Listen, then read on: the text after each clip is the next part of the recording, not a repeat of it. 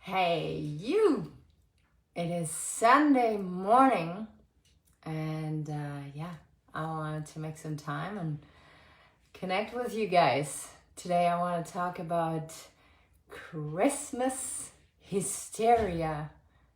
November being a very dark month, and how you make people understand you better. I think it's a very important topic to talk about because a lot of people complain that they're not feeling understood by the people around them. They feel disconnected and lonely, and that's not a good thing. That's something I want people to feel less anxious about. But first things first, Christmas hysteria.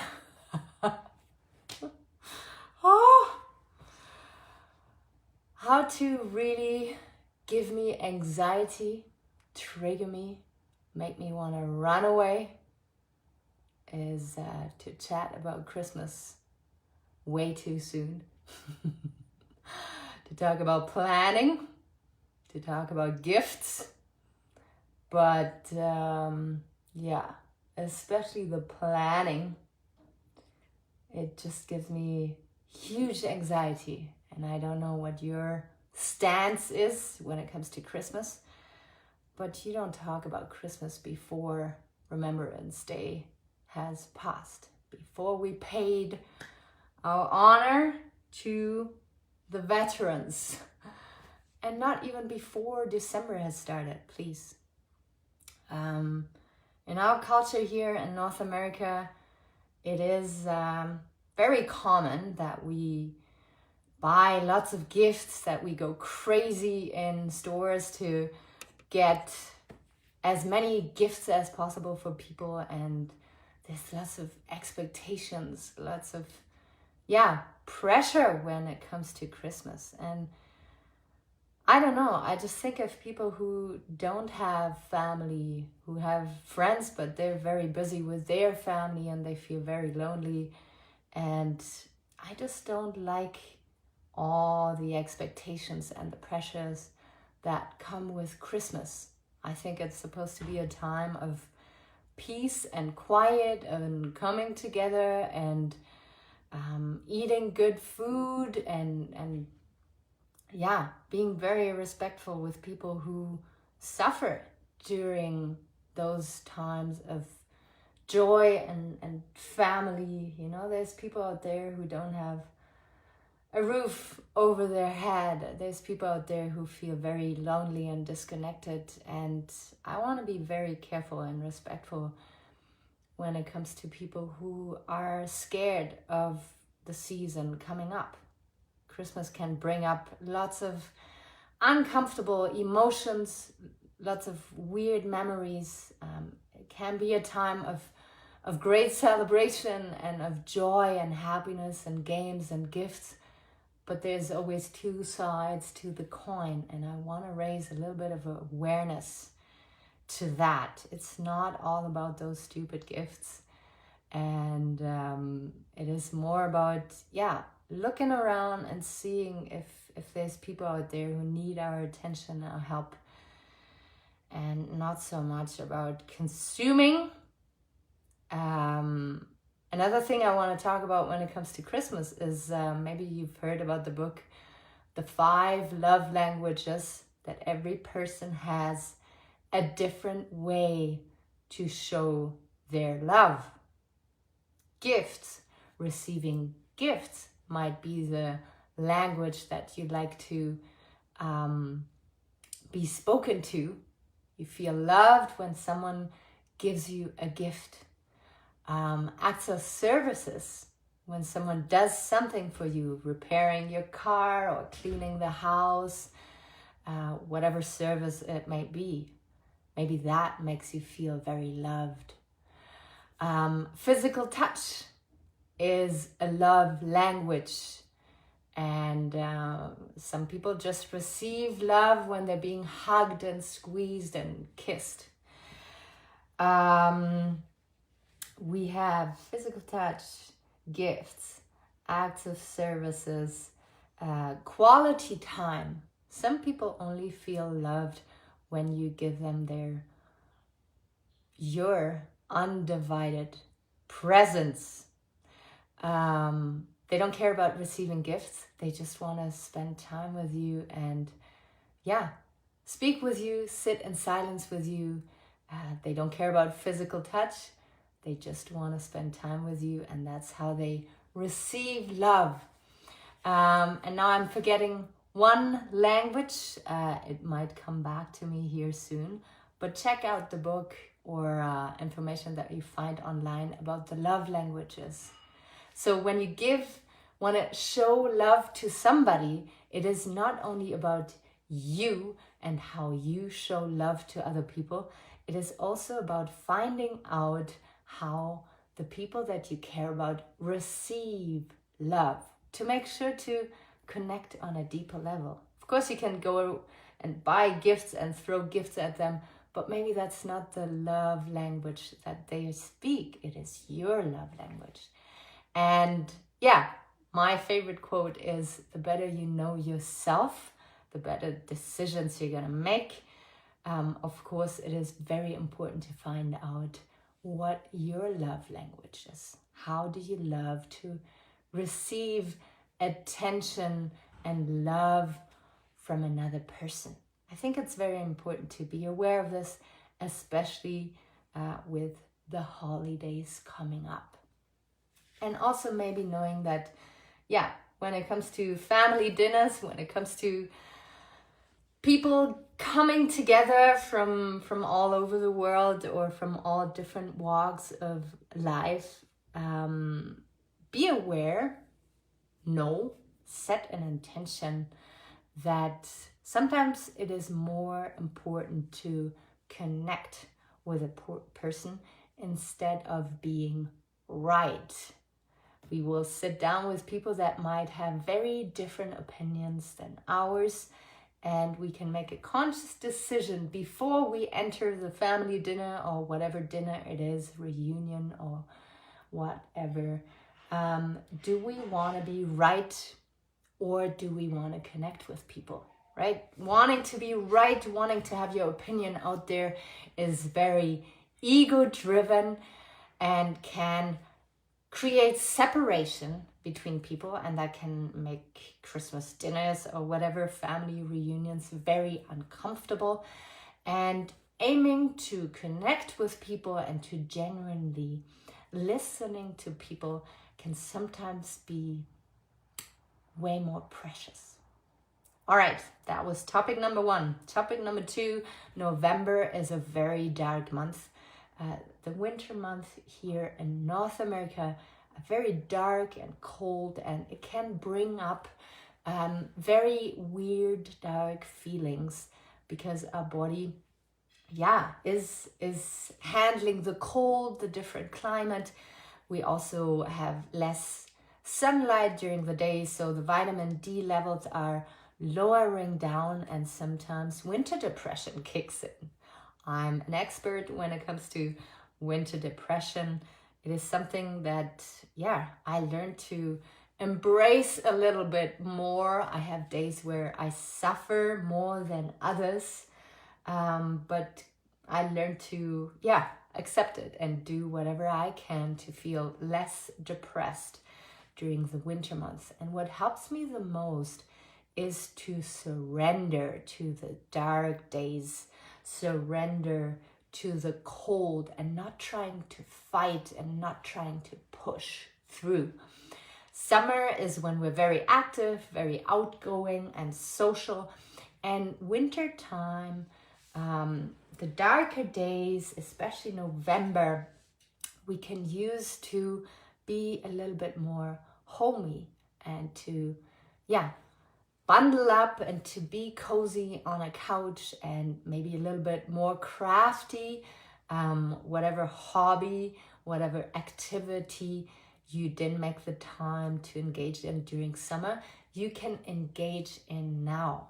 Be gentle with yourself and allow yourself to go at a slower pace. You can use these dark winter months to sleep a little more, to recharge your batteries, to maybe reach out to friends that you haven't talked to in a while, connect with people on a deeper level, but surrender to the more calm winter months, to then again be very excited and very energetic come spring, come the summer months. So winter months you can use to take a bath, be with yourself, work on stuff that you want to let go or embrace in your life, be a little bit more introspective. It can do you very well to connect with yourself on a deeper level. Topic number 3, we had Christmas hysteria. Topic number 1, my worst nightmare. We had the dark winter months of November, December, January, February, how to walk through them.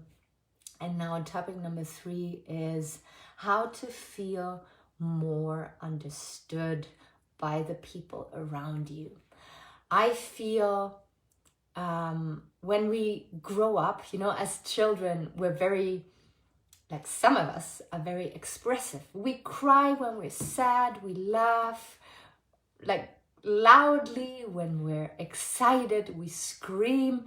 Of course, there's children who are more introverted and more quiet, but when you look at children, they are very expressive, especially when it comes to their needs. They know what they want and they want to get it right now. They express themselves, they ask questions, they connect with people. And in becoming adults, we learn how to dim our light. We learn how to play small in order to not make other people feel uncomfortable, in order to not feel rejected by others. It is one of our biggest fears to know that we can express ourselves, express our needs, but we're not being hurt, or we're being rejected, or we're being laughed at, shamed for what we need. So we learn as adults to dim our light and to kind of close up our hearts more and more. We're also engaging in the news. We are open to receive all the pain and the hurt that is going on out there in the world. So we want to protect ourselves, but we protect ourselves so much sometimes as adults that we're not open to receive love anymore. So children were very open-hearted. They express themselves. They're being loud. They also soak everything up like a little sponge and are being very affected by whatever they're being exposed to. And we as adults, we learn to dim our light, to close our heart.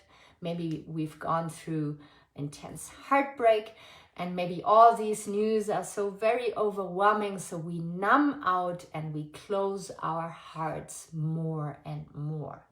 And in doing so, we forget, or we're not really aware that we are not showing up authentically anymore. We're trying to fit in, we're trying to belong, we're trying to not get hurt and to avoid pain. But in doing so, we are not showing up authentically anymore.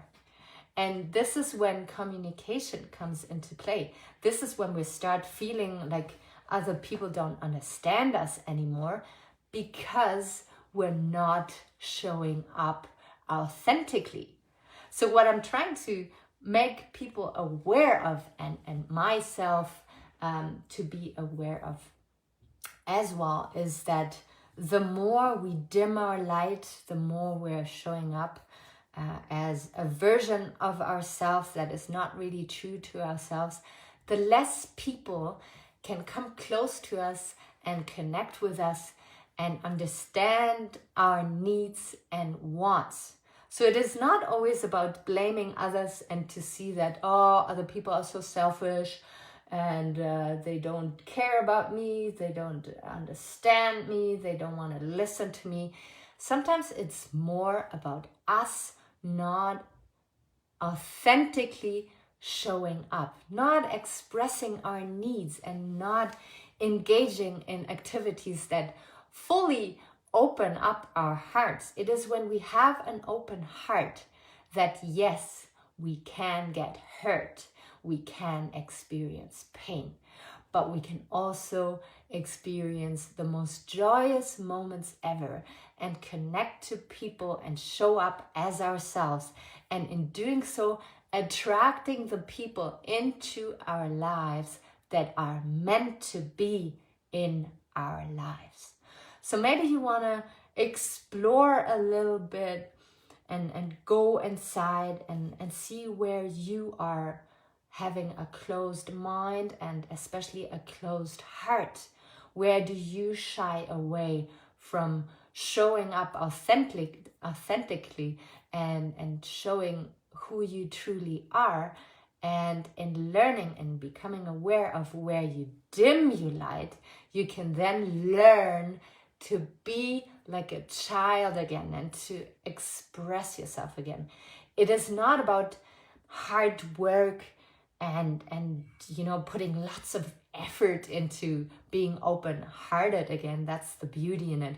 It is all about remembering who you used to be and getting back to what you are truly meant to be and who you're truly meant to be here on planet Earth.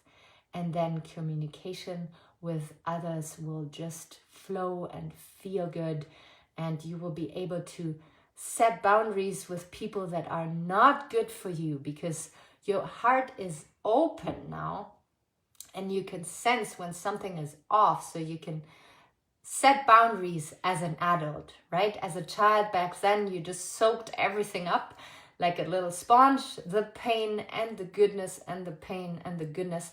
And nowadays, you can be brave again, open up your heart again, and trust that you have the tools to set gentle boundaries and to push people a little bit outside of your reach if they're not doing good, if they're not making you feel good. So this was my little video here for you today. I'm sending my love out to you. Please, bitch, don't stress about Christmas already. It is only November, and think about the people who are still in a very different work mode or love mode or speed in life. And it's not about consuming when it comes to Christmas. It's about sharing our love and finding out what our loved ones have as a love language. How do the people around you love to receive your attention, your love? It might be very different to yours, and it's a very interesting journey to be on. I will put that book, The 5 Love Languages, into the show notes, and I wish you a wonderful rest of your Sunday. Take really good care of yourself, and I will be out there very soon again.